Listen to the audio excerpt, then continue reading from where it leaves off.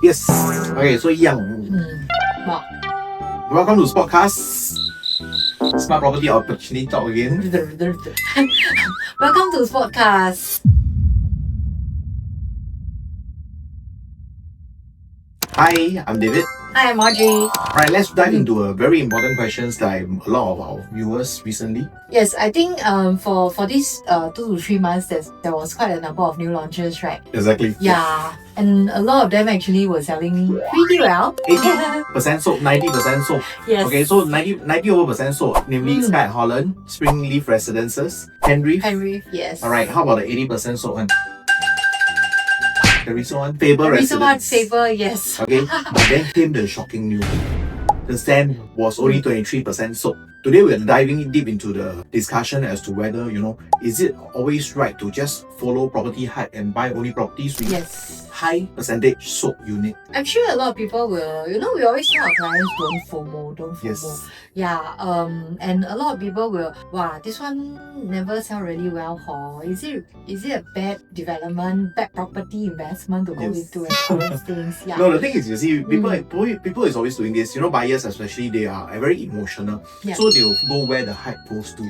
Yes. Just like we Singaporeans, like it's quite standard. When we see a store that is a food store that is actually queuing, yeah, we'll go and try. We just want to follow and queue. Only to realize that the food is not that fantastic. What? Yeah, I mean that everybody, I'm sure, has at least experienced it once in their life at least. That they actually queue for maybe hours. Yes. Or and then they get food that is undesirable for them. Yeah, so this is one of the reasons why we always tell our buyers do not FOMO. Okay, it doesn't mean that any property with high take-up rate means it's a good property. It really depends on your needs. Yes, that's why you see we have our W.A.T.E.R concept. Exactly. Yes. Not only W.A.T.E.R concept lah, we also have our C.L.E.A.R framework, which we guide our buyers to to follow through this framework to buy a property. Precisely, and how we plan actually for the correct property to buy is using our using L.E.X. That one is to evaluate the property. Yes. Okay, which property really is good for you and things like that. So we will actually use the L.E.X method. Correct. Okay, that so gives you these are actually clearer idea on which are the properties that it's the right time to get into. Yeah. Okay, so next we are going to dive deep into one of the question. Okay, is Singapore property price actually sustainable? Yes. A lot of people will be talking about it. Yeah. I mean, okay, let's face it. Just 2 years back, we barely hit the 1,006 mark.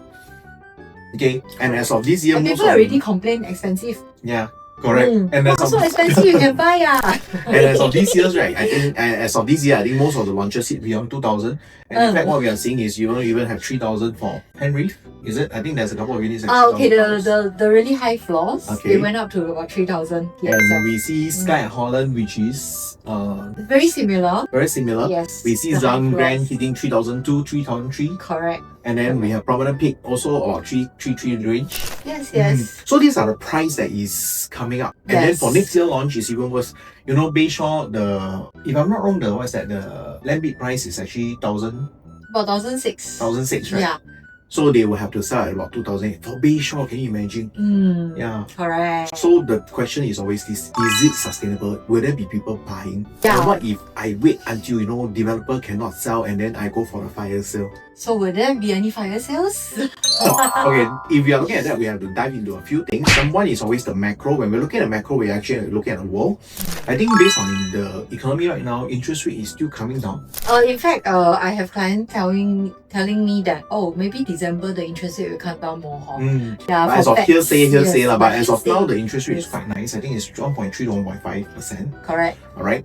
So interest rate down means what happened? Buyers are more willing to buy. Okay, because of the low interest, they are actually forking out lesser cash to get their desired unit. Okay, so that's why when you see interest rate down, that's when actually buyers goes in, and that's when also property price come up. Yes. But again, then you'll be asking, is this sustainable? Why this thing dies off? Yeah, I'm sure a lot of people will be saying, I think Singapore's property prices has reached their max already, things like that. And then you will definitely come down. Exactly. So for this property price to actually come down, we will actually be looking at only one factor, and this is one important factor which I think many buyers actually miss out. I think it's very simple economics that we are talking about actually. Supply Yes. versus demand, is it? Yes. So when there's a high supply, low demand, price come down. High demand, low supply. You buy durian also like that what? Ah, The year, that particular year during durian season when there's abundance of durian, then you will see that okay, the prices are much better, reasonable, right? much desirable to eat durians. Yeah. So what actually drive up demands? There's a lot of people who want something, a particular thing, it will Yes. drive up the demand. Yes, and in Yeah. particularly in Singapore, we have an increase of population, and it's something which government is actually bringing more talents, converting them to Singaporeans, PR, so as to make it a sustainable growth. Yeah, but at the same time, a lot of people also say 6.11 now consists of a lot of foreign workers Majority are foreign majority, workers. right? Yeah. Okay, because that's what in the news okay, so in 2024, Mm. okay, we saw the population is actually 6.04, and as of this year, September itself, it was announced to be 6.11. Yes. Of course, government did mention that majority of the increase is actually caused by the foreign construction sector, right? as well as the foreign domestic helper. Mm. Okay, so these are actually typically the is it work permit? Work permit, Work permit, so they won't be eligible to buy house. Even S-Pass, E-Pass, they will not be buying houses because correct. they are in the foreigner status, which is a 60% ABSD. But Mm-hmm. let us deep dive a little bit more into how many new citizens are there and how many new PRs Yeah. have they given. Okay, why are we interested in knowing how many Yes. new citizens and how many new PR? Because these are the people who really buy house based on needs. And when they're buying things based on needs, right, they will have they will need to buy it. It's not like, I want, if the price is too high, I don't buy. Okay, Yeah, when you need it is, no choice, if the price is high, I'll still have to buy. Correct, because if I have the intention of just moving my family here, I don't want to rent for life also. I'll try not to, especially in Singapore. Yeah, because Rental is not cheap. rental is not Number one, cheap. rental is not cheap. It always makes sense, for you to own your own property, and especially if you're only paying for PR, they are paying additional 5% ABSD for Singaporeans, newly minted. First property, I don't think you need to pay any. No ABSD. Not ABSD. Yeah. It's So what's the growth the growth last year? Oh, how many BTOs were we expecting? The government mentioned. Do you Okay, between remember? 2000 to 2025, I think they are planning to build 100,000 units.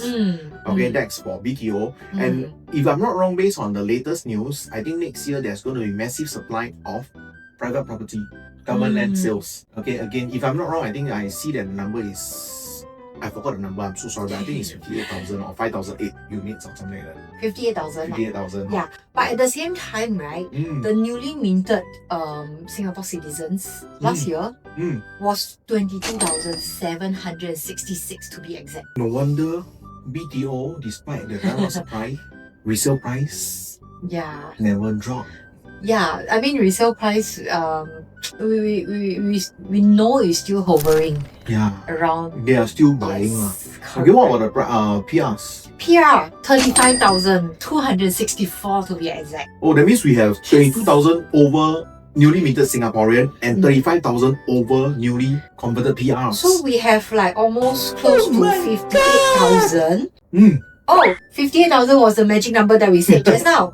Okay, are you sure that is not wrong? Anyway, we'll clarify on the But we'll clarify again number of on units the- launched next year. Yes. But then what we have is actually 58,000 people actually, or let's say Singaporean and PR coming in to buy properties. I wouldn't say all of them will be buying, but a majority of them would actually be wanting to buy. Probably, I mean, of course, with the newly minted, it says 22,000 plus, but some maybe a whole family of maybe 4 or 5 or something like that. Then, if we take a proportion out, probably about 10,000 at least. I don't know. I wouldn't want to make this kind of assumption. Those are Okay, but then assumptions. that actually explains why the property prices is actually on the rise, and a lot of people are now buying based on needs. Okay, when you need something, you really need to take it. So you will just bite the bullet and say, okay, even if the price is up, I got no choice because I need a property. And that probably explains why the property price is actually higher and sustainable, and why almost every launches is being stepped up. Yeah, because ultimately we Asians,